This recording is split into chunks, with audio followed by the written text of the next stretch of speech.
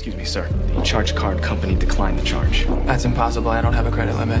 Just run it through again. It's always our practice to run it through again, but they declined. I asked my girlfriend to help pay my bills, but she immediately played the victim and walked away. The moment we left the restaurant, I started calling my friends, asking them to pay back the money they owed me. Not a single one of them was willing to help. I even went to my mother's house and asked to borrow some money. She refused me too. That was the first time I truly felt how cold people could be. What nobody knew was that I had made a bet with my late grandfather. If I won, I would inherit a fortune worth billions. But to claim it, I had to complete the 3 challenges he left behind. The first challenge was simple on paper: make one real friend. At first I thought it would be easy. But the moment the challenge began, my mansion and luxury cars were taken away. No one was willing to take me in. With nowhere else to go, I wandered the streets and slept in parks. Even when I lay down on a bench, homeless people would come over and try to take my spot.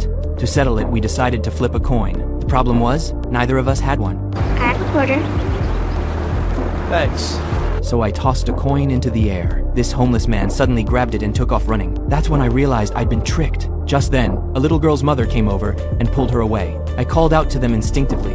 I'll make a deal with you. I need a friend, but only for a little while, and in return, I don't know, I'll take you both to Disney World. But her mother looked at me like I was some kind of creep and dragged her daughter off. That night, I saw my ex-girlfriend, the same woman who once swore she loved me, flirting with another man. I felt sick to my stomach. Turns out, she never loved me at all. She only loved my money. The next day, while I was half asleep on a park bench, I spotted that same homeless man harassing the mother and daughter. I immediately chased him away. Afterward, they invited me to share some sandwiches with them. I told them about the bed my grandfather and I used to build together when I was younger. Emily smiled and agreed to be my friend. Later, I brought them to meet my grandfather's lawyer. So you're Jason's friend? Yes, I am. True friend? Absolutely. Pinky promise.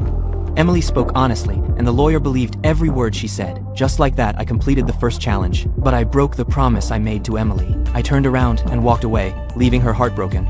Then, the lawyer handed me an envelope and told me it was time for the second challenge. Inside was a stack of cash. My grandfather's instructions were simple: use the money to help someone in need. I went back to the park, planning to help that homeless man. But the moment he saw me, he ran. In his hurry, he left behind a bag. When I opened it, I froze. The bag belonged to Emily's mother. Inside were piles of unpaid hospital bills. Using the address on the paperwork, I went straight to the hospital. When I reached the room and looked through the doorway, I saw a wig sitting beside the bed, and Emily lying there with her head completely shaved.